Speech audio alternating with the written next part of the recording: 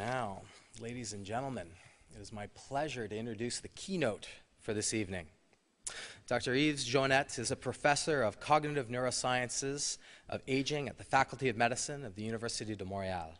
He is currently the scientific director of the Institute of Aging of Canadian Institutes of Health Research and the executive director of the CIHR, International Collaborative Research Strategy on Alzheimer's Disease.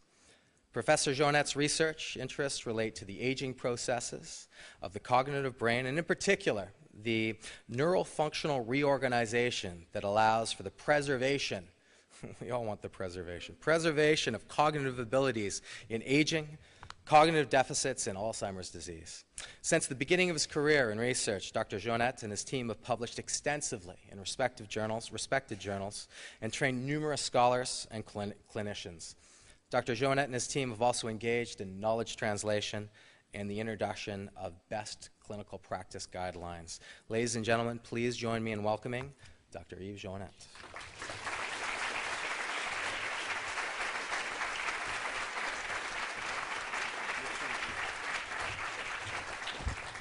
Merci beaucoup, Rob. C'est un grand honneur que d'être invité ici dans cette association visionnaire qui montre le chemin à suivre pour des professions de santé.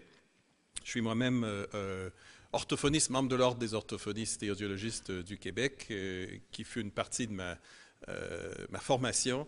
Je suis très heureux de pouvoir venir partager avec vous certaines réflexions. À mes amis du Québec, je partage avec eux le plaisir d'accueillir le reste du Canada pour ce congrès, et je sais combien c'est important pour mettre le foyer de la mire sur l'excellence de la formation, l'excellence de la profession des cliniques, et aussi l'excellence de la recherche ici au Québec. Rob, thanks for the invitation. And thanks to all the management of the association. It's an honor to be here. I'll be using more Shakespeare than Molière tonight, so all those who can access Molière without Shakespeare, there's some interpretation devices. But I'll be here, and I would like to share with you during this privileged time where I know I'm the obstacle between this point in time and the glass of wine. And you know why, Rob, you know now today why Montreal is the city in Canada where we drink more wine. It's knowing how the water is. So I'm happy to talk and envision with you a bit the future and your future. Well, we know our future. You know, our future is that we'll, at the end of my keynote, you'll be older than at this point in time. So we're aging every minute of our life. And I'm going to talk about the future of your profession, of your clientele, and it's about aging. And I would like to realize a couple of points. The first one, this is for those who are jet set here, and taking a lot of planes, they know this has been used by a Canadian bank in the runway for two airplane. But it's true. 2/3 of those people who have ever reached 65 since the beginning of humanity are still alive today. That's amazing. StatCan was not there when humanity began. We don't have the real statistics, but it's a honest estimation. And it's challenges for everyone, but it's first and all an opportunity. I mean, the alternative to aging is not great, right? So I think it's first of all an opportunity. And how come, and your changing clientele is captured here in this StatCan current and future proportion of 0 to 14 versus 65 and over in the Canadian population.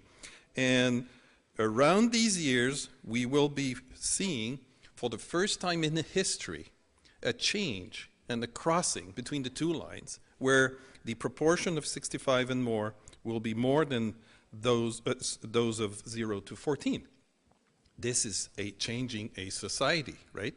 Same thing in Quebec. These are not proportion, they're raw numbers.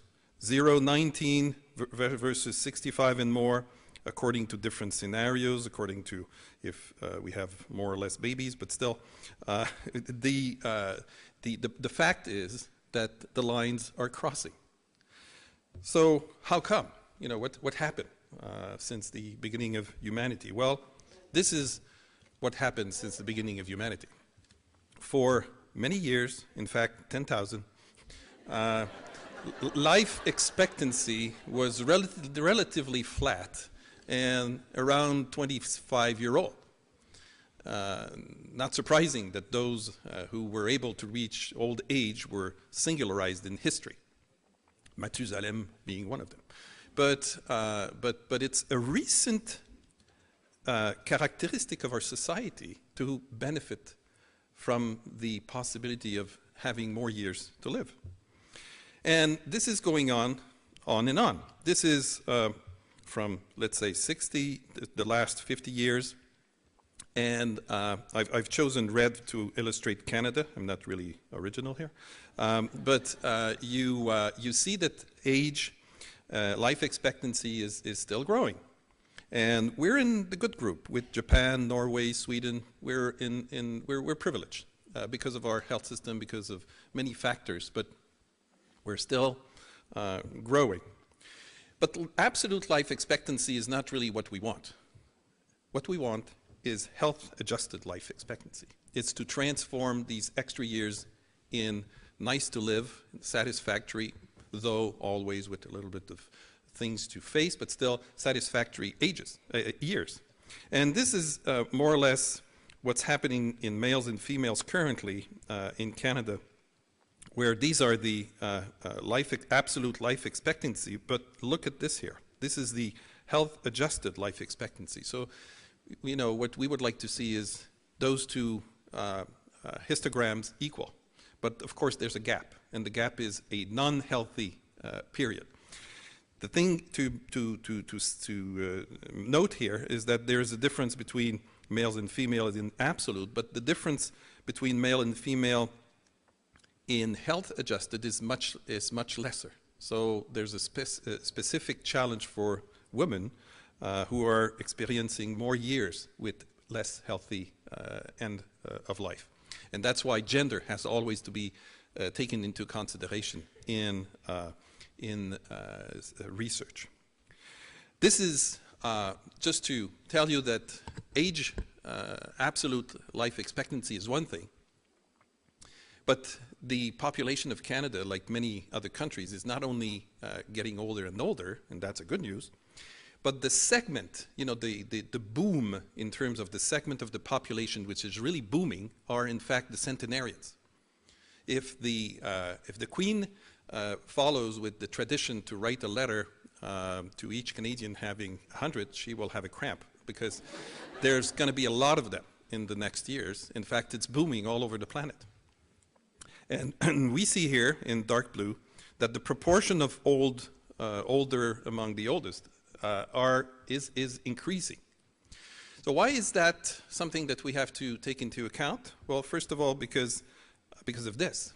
This is the number of chronic health conditions that are associated with different tranches of age.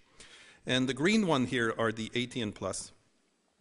And we see that after 80-year-old, there's nearly about 40% of the population with 3 or more chronic conditions. Now, this is not a problem by itself, because lifestyle, a little bit of molecules can address these chronic conditions. But of course, they render the whole body and the person more frail, because there's a little bit of things going in many systems, including mobility, of course, and movements. So this is why, in fact, the Institute of Aging, that is providing some of the evidence that you will be using in order to promote your profession, is not the Institute of the Aged. It's the Institute of Aging. And aging starts at birth, because we have to prepare the aging. Aging has to be approached to seen as a life course approach. And we see here that there are some events occurring early in life that can affect our ability to age actively. The news currently are very populated by all the questions around concussions, whether hockey or football or even soccer. I mean, because they're less apparent, but you know, with the repetition of head on the ball, well, these concussions are clearly associated with increase in neurodegenerative diseases later in life because they induce some cascade of events that will end up having this impact. So, and during our adult life, well, we can make choices, and these choices include where you're going to eat, what you do in terms of exercise, and that's where you're very important, what you do in terms of intellectual activity, what you maintain as social networks around you, family and friends, and your belief in something in life, that life has a sense, a meaning. Well, all these 5 factors I just referred to are helping and supporting active aging. So that, in fact, what we're looking at here is looking at or trying to understand and providing the evidence. And you are, again, as a profession, as a group of researchers in physiotherapy and related sciences, you are contributing to our understanding of active aging and the determinants of active aging. And this could go even, you know, early life and even before, because one of the factors is choosing your parents, but that's more difficult. And then what is that frailty? You know, when there's a number of chronic conditions that creates a frail system, that anything that can happen after has a big impact, and we know that. A fall, and you know, how, because you see it every day probably in clinic, how a fall can affect an old person trajectory just because it represents an event on a frail person. And then other systems can go wrong, and then the whole system can go wrong. And of course, there's also those complex health challenges, like dementia, like the co-occurrence of MPOC and other diseases that can create big problems, big challenges that cannot be addressed system by system. We understood that 100 years ago, introducing pediatrics. It's only recently in the history of specialties in medicine that geriatrics came. It's one of the youngest specialty, paradoxically, and so this is something that we have to realize together how complex and interactive all this is. So that's why you have your Institute of Aging, because we're all aging. And as I always say, it's the only institute where we're all in conflict of interest when we talk about. So if we have to get people in conflict of interest out of the room, we're in trouble. I have nobody to speak to. I even have to leave. So the Institute of Aging is one of the 13 institutes of the Canadian Institute of Health Research, the one you're paying with your taxes. Thanks a lot. And the one that provides evidence and keep the providing the evidence for better practice, better health system. As you see, you as a profession and a research area, you're not only related or of interest to Institute of Aging. There's the Musculoskeletal Health and Arthritis Institute. There's also the Gender and Health that could be important. Neuroscience, mental health and addiction, of course, for all the strokes and spinal cord disorders. And, of course, population and public health. But for me, just by chance, I think the Institute of Aging is the most important because it includes and incorporates aspects involved in the other institutes. So we're trying to have a lead within CIHR with regard to the aging of the population and preparing our active aging in being proactive as you are in your profession and your association. So the mission of this CIHR, just to remind you, is to, of course, to create new knowledge, to create this new evidence. But those of you who are young enough like me to have known the Medical Research Council before CIHR 13 years ago, this was the only mission. But the mission of CIHR is different from MRC because it has this second paragraph, and it has the burden and the responsibility to translate this new knowledge into improved health for Canadians, more effective health services and products, and strengthened Canadian healthcare systems. And this is completely in line with what you're trying to do, to be more evidence-based and try to have better practice, because that's where you're using the knowledge that is created either by some of your colleagues or other researchers in Canada. So one example of how this knowledge can be disseminated is called the Café Scientifique. Who knows, whoever attended a Café Scientifique in Canada? Some of you, yeah, sure.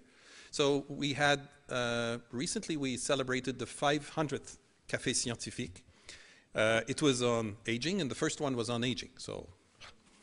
And each of those Cafés Scientifiques are held in a café, so they're not held in an auditorium typically. It's really a place where you drink coffee. No wine, that point. And experts are there, but the experts are not there to essentially speak. They're for the public. They say some words, but essentially the public leads the discussion.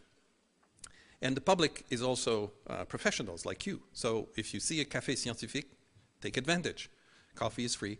And the access to the best experts in some areas can be facilitated. So this is, for example, a Café Scientifique we held last year on the stigma of dementia. And Howard Feldman, a neurologist from BC, Gloria Gutman, and Max Sinader, that we know in neuroscience, were the three experts.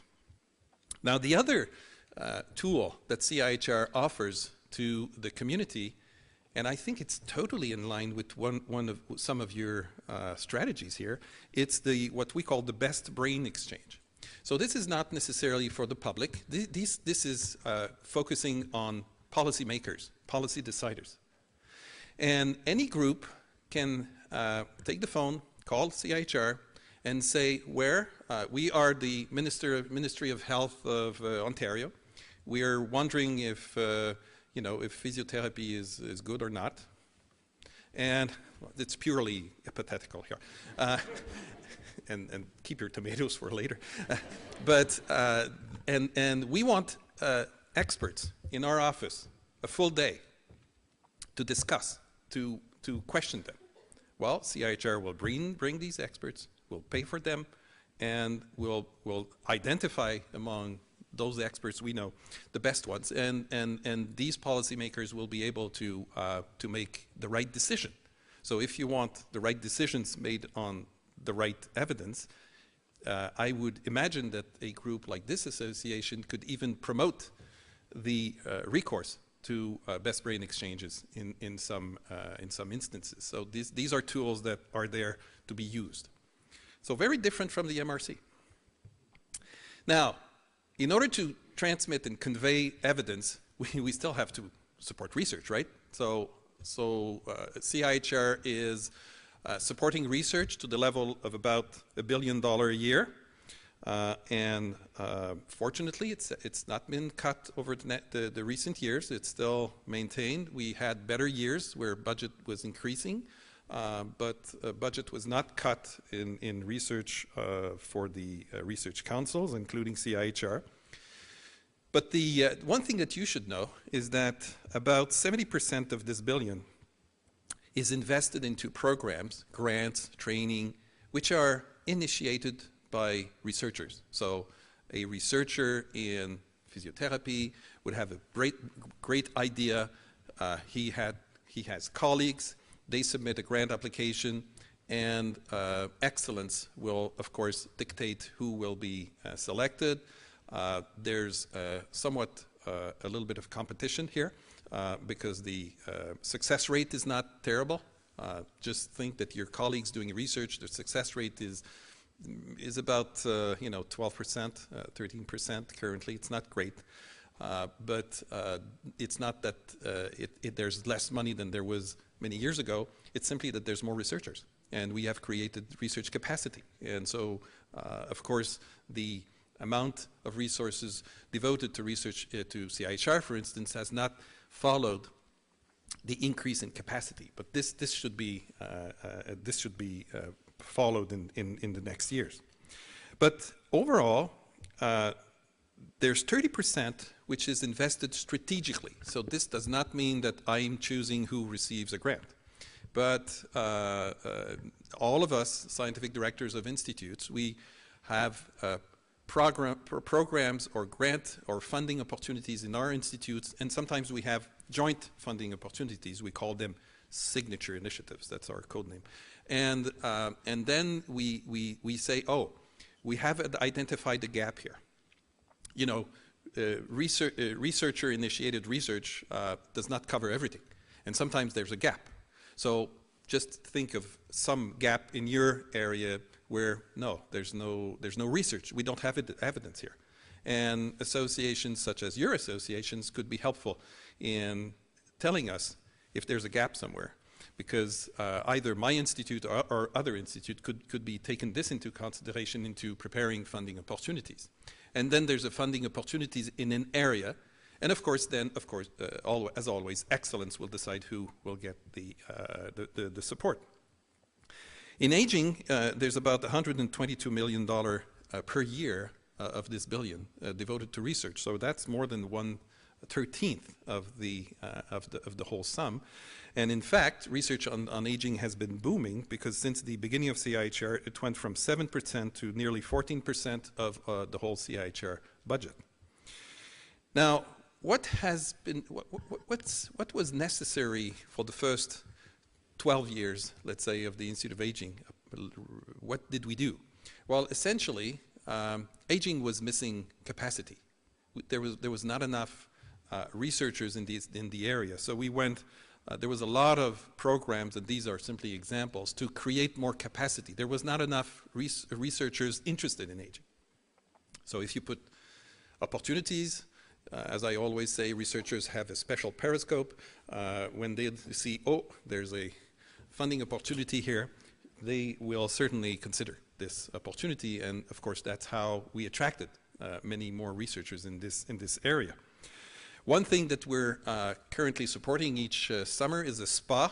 So it's not the one you think about.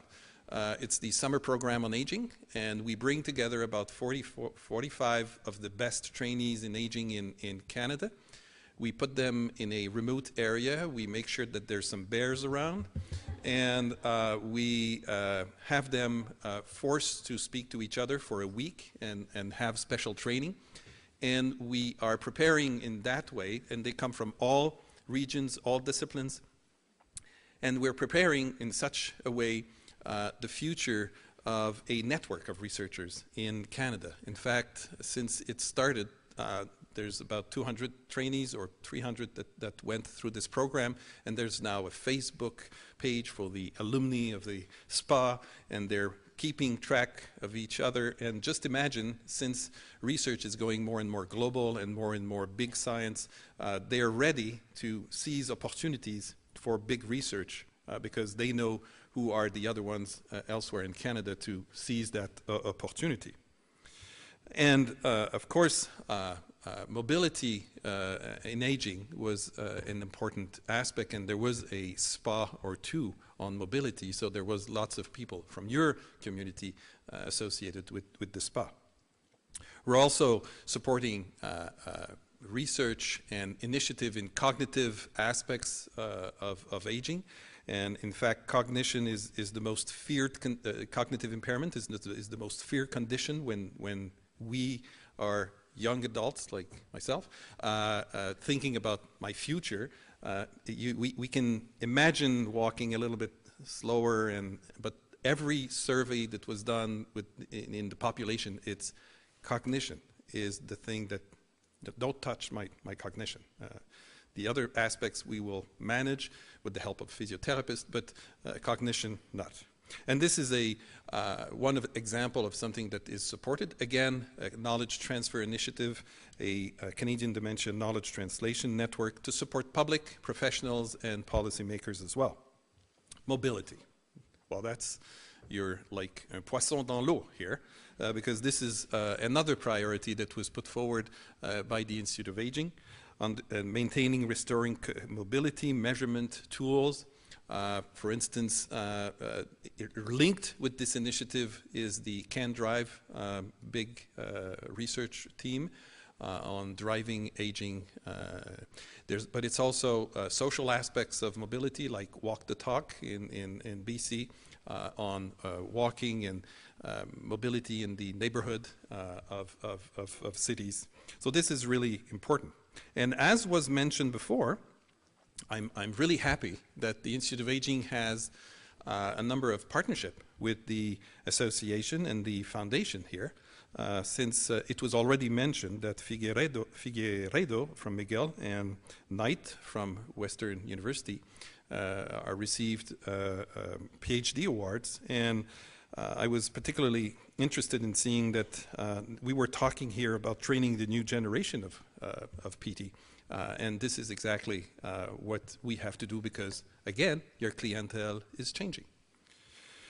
Now, we also are supporting health service and system for an aging population because you know how different it is to process and help someone who's coming young adult with a fracture at the emergency room and following at the other end of the continuum an aging person with multiple chronic conditions that doesn't need to go to the hospital but has to be served by community health service kind of structure and followed by first by primary care more than by super expert in each of the areas where there is a little thing going not optimally. Now, the Institute of Aging also has a number of other partnership, and one that I was a little bit surprised because I even looked at my agenda, looked at my assistant when they first came to my office last year, and I said, oh boy, these people, they had the wrong address. they don't want to see me. And in fact, they did. And it's the Canadian Space Agency. Because the Canadian Space Agency has a program on space health. And they realized acutely recently, well over the last years, that impact of space travel similar to aging is probably their priorities, more so that space travels are becoming longer and longer, and they'll be very long if we ever want to put some men or women on Mars. So that the impact of long-term low gravitational travel, like spending 6 months in the ISS in the space station, is having impact on many aspects of the body, and including muscular mass, bone density, balance, but also sleep, cognition. It's reversible, but cognition over there is not terrible. It's also a place to be in the space station, very similar to an older person isolated in her community. So social isolation, telemonitoring of the health, planning some telehealth interventions. So there's lots of similarities. And so they decided and that strategically their support to space health research would be focused on aging. And they would be offering even the ISS to do some research because Canada, because of the Canadarm, has 5%, learned a lot there, 5% of the time of research on the space station. So we have an opportunity here, and we held a workshop bringing space health researchers and aging researchers, or, well, researchers and aging, and because they're all aging researchers. In Ottawa last June, we had a workshop called SHARE, where there was lots of discussion. There's a report. If you want it, just send me an email. And next December, Canadian Space Agency spoke with NASA, ESA, the European, the JAXA, the Japan. They're all excited about this. And so we're having an international meeting of funding agencies between space health funding agencies and aging health, so to say, agencies. And there might be some funding opportunities coming very soon to your friendly computer. So, and this is, of course, a very contemporary, and Chris Hadfield, last week or so, when he came back, I mean, we all saw that his spontaneous comment was, "Oh, I feel old." It's not that he's older. Well, according to what I learned in physics, he should be younger if he was turning around the... But he feels old, and in this Globe and Mail, he's referring to as tottering around like an old man, which not all old men or women are doing, but it really expresses the perception here. And so there's a lot of interest here, and I think it should be of interest for you, clinician, but also researchers, because there's a model here of space travel, which is not the majority of the population. You know, we have Bob Thirsk, who went 6 months. He had the same kind of expression, and then Chris Hadfield. But it's certainly a model in order to understand some of the basic mechanisms that for things that apparently look similar, but maybe not similar, and one can help, the space can help understanding aging processes and vice versa. Now, one area where you will have really lots of opportunity to feed your evidence-based change of practice and prevention is what we call the Canadian Longitudinal Study on Aging. Again, anybody heard about this? Yeah, sure, Canadian Study on Aging. And we might even have in the room here some people participating because, again, we have one of the 50,000 people in Canada which will be followed because, sorry, whoa. I think my computer went wild, so here we are. Thank you. So he's aging quickly. So the goal of this study is really to consider aging as a dynamic process and to study all the factors that are external and internal that promote and facilitate and sustain active aging. You know, diminishing the difference between absolute life expectancy and healthy life expectancy. So there's a number of goals. And this study integrates basic measures, social aspects, some samples, cognitive aspects. It's being run by 3 main PIs, Parminder Reina, Susan Kirkland, Tina Wolfson. Tina is from McGill, Susan is from Dalhousie, and Parminder is from McMaster. And we chose them very young because this is going to be a 20-year-long research. And during this research, 50,000 people, women and men, aged between 45 and 85 at the start of the study, will be followed for 20 years. Now, this is a big investment in research. And it's not a study, because they were wise enough to prepare this as a study. But in fact, CIHR now considers this as a platform, and a platform for everyone. So you over there, if you want to, at one point, use these data, because there's a lot of data. I just put a circle around things such as grip strength, time up and go, chair raise, 4-minute walk, standing balance, and many other things that will be measured every 3 years for 20 years in individuals entering aging or more advanced in aging, and this will be absolutely extremely rich. It is considered one of the most comprehensive longitudinal study in the world, in fact. And in their illustration, we see very well a number of aspects in the middle here of this picture, which are in your area. The other large initiative that the Institute of Aging is also conducting, and I was referred to in the introduction as the executive director of this one, is the large initiative on Alzheimer's disease. I will go very quickly in there just to remind you some of the figures. The Alzheimer's Society of Canada reminds us that within a generation, there will be a doubling of Canadians with cognitive impairment. Why is this so? Well, remember, the segment of the population which is growing fastest are the centenarians, or the 85 and plus. And the first risk for Alzheimer's disease is age. It's about 7% of 65 and plus. It's nearly 40% of 85 and plus. So, still 60% do not develop Alzheimer's disease at 85 and plus, but it's a lot of people.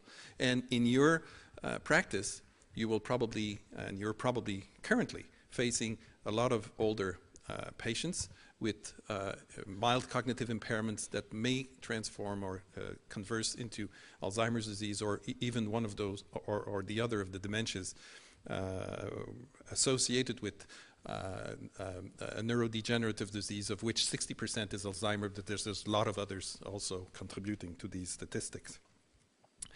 And we currently, or last year, 2012, there was on the left here a document by the World Health Organization that was viral around the world, because dementia, a public health priority, not only for rich countries, for all countries, and including India and China, and even low-income countries in Africa and elsewhere in the world, because this is really a pandemic.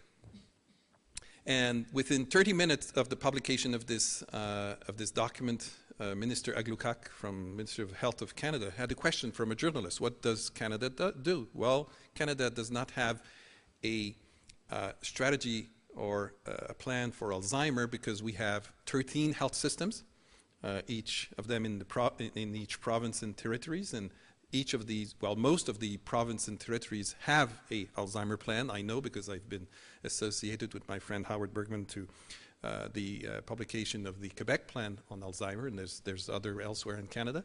But what Canada does as a country is research, and supporting a research strategy on Alzheimer's disease. And this research strategy takes into consideration the fact that no country alone will be able to solve this issue. It's a too big challenge. And so we have to go international, and last year, in the middle upper part of the slide is the blue Obama administration National Alzheimer Plan for Action. And that just under is the JPND, the Joint Programming on Neurodegenerative Disease by the European Union Scientific Commission. And we have here our ICRSAD, that's how we try to pronounce it, the Canadian Strategy for Research on Alzheimer's Disease and other neurodegenerative diseases. And we are well positioned, as always, to create a synergy between what's going on in Europe and what's going on in the States. And also because, and this is interesting, because going international is important, because this graph here, sorry for the graph which is a little bit loaded, but the graph shows that this is an analysis of the top 5% most impactful paper in the world, right? So they're distributed. And we see here in the green portion of each bars, the proportion of those papers which are co-authored by authors coming from more than one country. So doing international collaboration is associated with more impact, better results, and for you, better evidence, more strengthful evidence to convince your policy makers.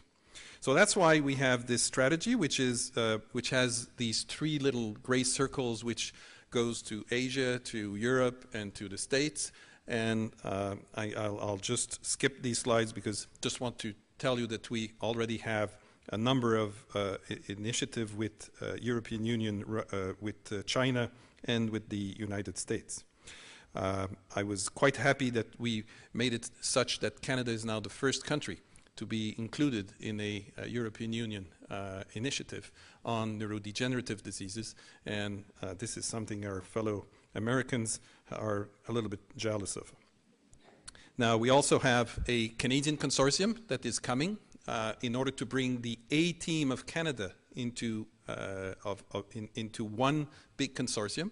The deadline was yesterday, so some people tonight are keep taking some rest, colleagues, researchers, because one of the application includes about 300 researchers, and we will provide with many, many partners, and the partners will not only provide resources and money, they will be telling to the researchers and sharing with the researchers their perspective in order to shape the research application. And that's an invitation to the association to be partner, not only in trying to increase the impact of funding, but also in helping us being more relevant in some strategic orientation and choices in the future. So it's an invitation to influence us with regard to the evidence you need in the future to be better positioned. So talking about the future, very quickly, I'll use the last 7 minutes I have, and I'll just make a test here, if this is going to go crazy again. We are just recently developed our strategic plan for the next 5 years that I refer to our teen years, because it's going to be our 13 to 18 years so it's our teen years of the Institute of Aging. And so we made some environmental scan, we had a web survey, we had interviews, and then we went into a pan-Canadian roadshow. I had the feeling of a rock tour. We call it the Speaking of Aging tour. Now let's speak of aging. And we met over 600 people, 40% of them being knowledge users, namely public, professionals, associations like you. And that's how, and also Aboriginal people in a special meeting in Winnipeg. And that's how we learned about what is really important. And this was important because this had never been done for aging. And we now know what will be the next priorities for the next 5 years and probably 10 years. And the first strategic direction, as indicated here, is about optimizing population health and wellness over the trajectory of aging. So it's concentrated on the active aging part. And the second strategic direction, and I'll just give some example in future slides, is addressing the complex health challenges of older adults, because we want to promote active aging, but we have to face these complex health challenges. And you're part of helping us in facing these complex health challenges. And the fifth one, as you will see, is ensuring the conditions. So the first one is the life trajectory as a determinant of active and satisfying aging. And you can imagine that here, CLSA, the Canadian Longitudinal Study on Aging, is our main tool. We can't do more than that. It costs a lot. But it's a real tool. But what we will do in the future, as soon as the waves of people will be rolling each 3 years, is that we will provide small grants, because no data to collect here, but small grants to use these data. So clinicians and researchers together could have access to this database and support. The second one, I like it. I always said this was my preferred title because, science has been adding years to life a lot over the last centuries. It's now time to add life to these extra years. And this is exactly the second priority. And that's where you're also involved in prevention, because it's about home environment, it's about built environment, it's about cities, age-friendly cities, and it's about also social environment, ageism and abuse to elders. So it's trying to do research to provide evidence and to foster evidence how to better add these quality life to the life.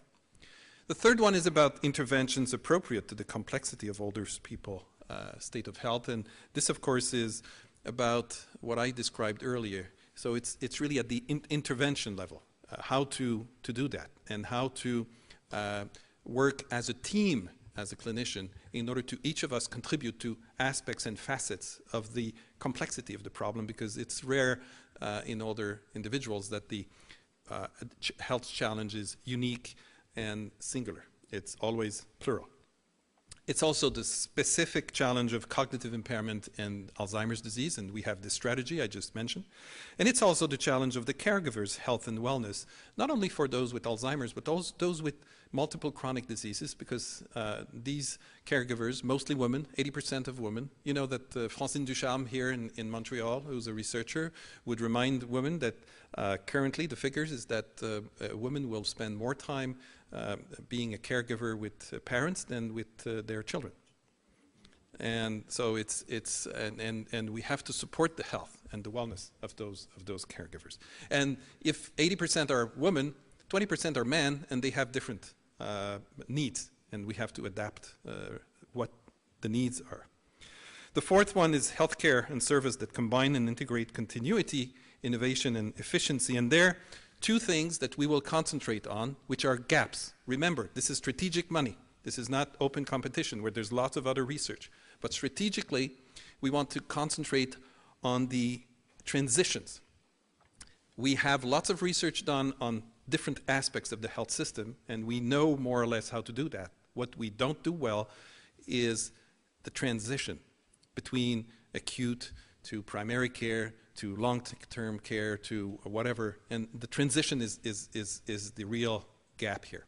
Finally, the other thing is supporting end-of-life issues or decisions or aspects, and this was absolutely put as a important aspect in all our consultation. People, professionals, ethicians, you as a physiotherapist, you know, what are the evidence in those late life issues? And we don't have them. We need more evidence.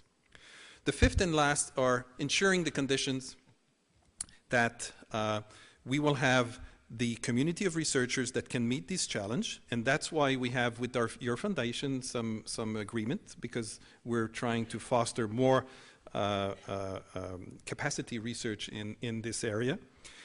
To do research on how to empower each of us. There's no way we will have a life coach sitting beside us, you know, all our life long. So we need to empower ourselves, because we know already lots of things on how to favor active aging. We have to endorse this and mostly practice them, including physical exercise. You know that, I hope. Optimal training for programs. We think that training programs of health professionals and health workers would benefit from evidence on how to train better adapted professionals for the aging population that is coming, and it's already there. And of course, how to knowledge transfer, how to disseminate the information better to the older individuals, including the use of internet that we might not be suspecting is absolutely essential for the great power on internet currently. So as you see, by reference to my life course approach, our two first priorities in the next year will provide you evidence on the active aging. The third and the fourth one will provide you evidence on the interventions and the health system. And the fifth one will provide some evidence on how to implement all this.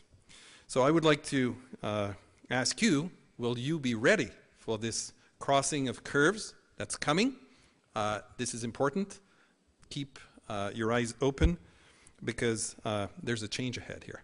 And I'm sure that you captured my message. It was not very subtle, but I thank you very much. And again, thank you so much for welcoming me in this absolutely dynamic and proactive association. Thank you so much.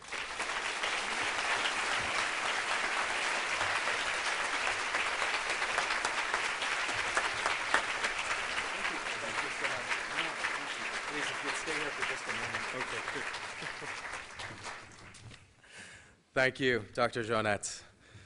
Aging presents us with many challenges. However, I agree the alternative is not very good. I've learned a couple of things, disappointingly, unfortunately. I've learned that preservation of my cognitive abilities may be negatively affected by my rugby career. And I've also learned that despite what's depicted on TV in the Axe body spray commercials, I no longer want to become an astronaut.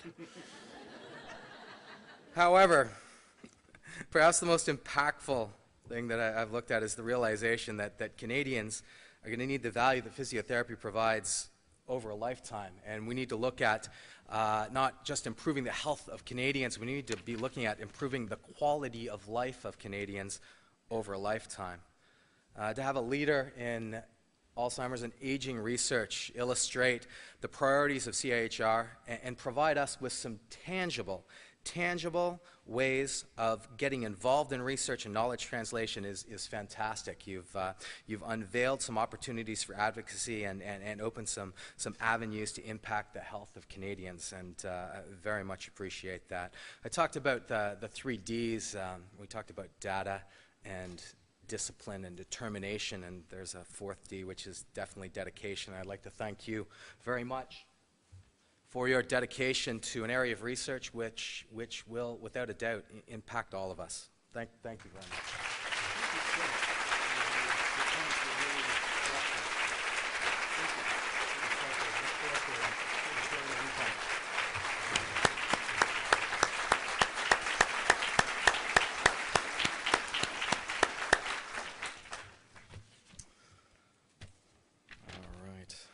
Find my page. Yes. Now, I'd like to take this opportunity to offer to welcome some special guests to our Congress 2013. The President of the American Physiotherapy Association, Dr. Paul Rocker, as well as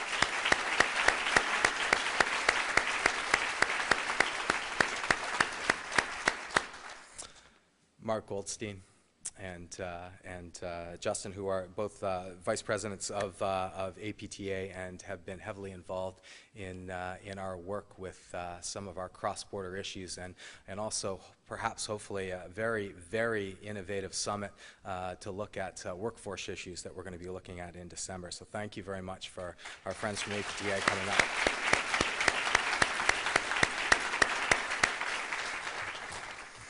Also, I'd like you to be on the lookout for Vicki Wong throughout the Congress. She's going to be asking you to collect some data.